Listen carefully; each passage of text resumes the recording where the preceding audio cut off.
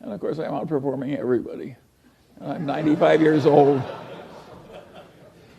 And I practically never have a transaction. And the answer is I'm right and they're wrong. And that's why it's worked for me and not for them. And so I always knew from the very first, when I was a little boy, that the opportunities that were important that were going to come to me were few, and that the trick was to prepare myself for seizing the few that came. This is not the attitude they have at a big investment counseling thing. They think if they study a million things, they can know a million things. And of course, the result is almost nobody can outperform an index.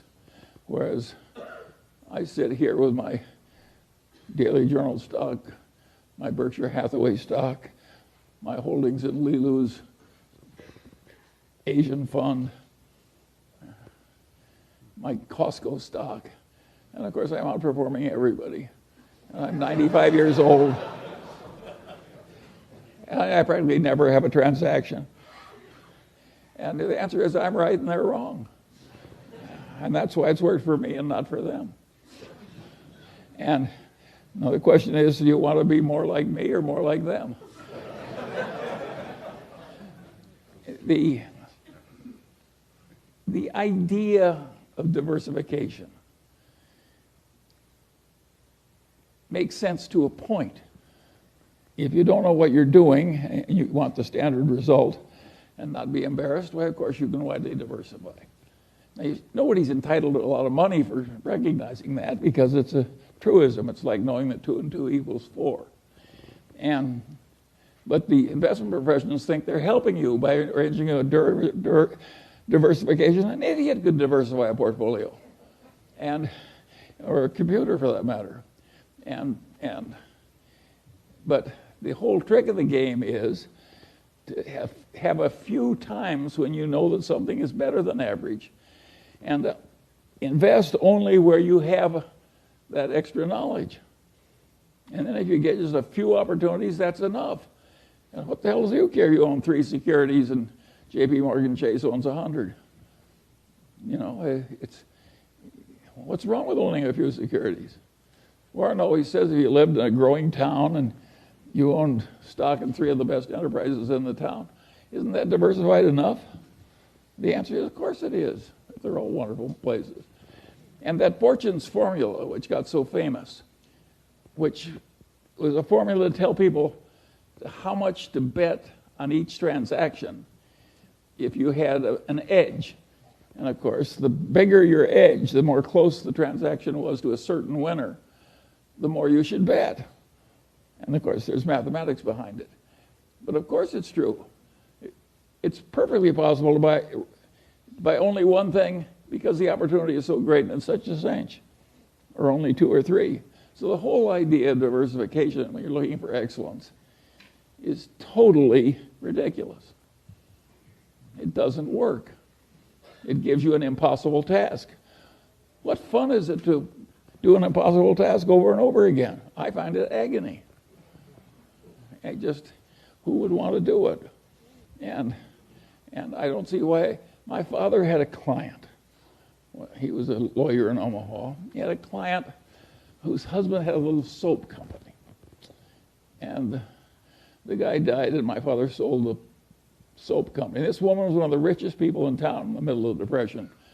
And what she had was a little soap company in a big mansion in Omaha's best neighborhood.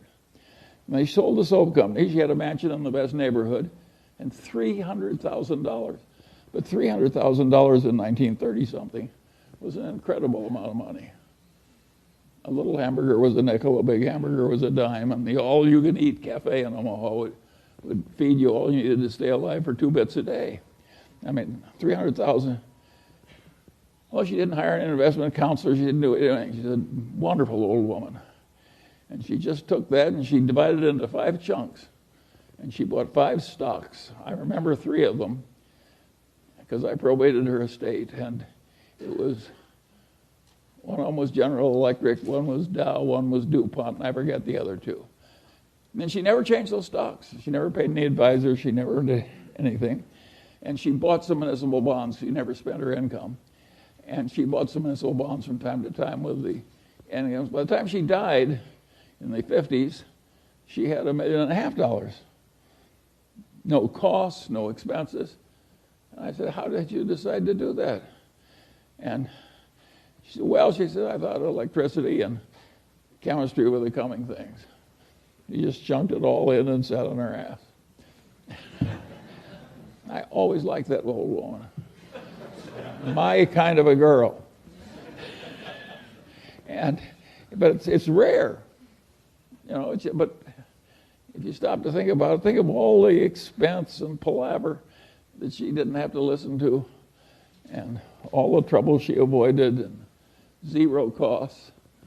And of course, what people don't realize, because they're so mathematically illiterate, is if you make 5% and pay 2 of it to your advisors, you're not losing 40% of your future. You're losing 90%. Because over a long period of time, that little difference causes a 90% disadvantage to you. So it's hugely important for somebody who's a long-term holder not to be paying a big annual toll out of the performance. And of course, there are a few big-time advisors now who are using indexation very heavily. And of course, they're prospering mightily. And of course, every time they get somebody, it's just agony for the rest of the investment counseling business. And this is a very serious problem. And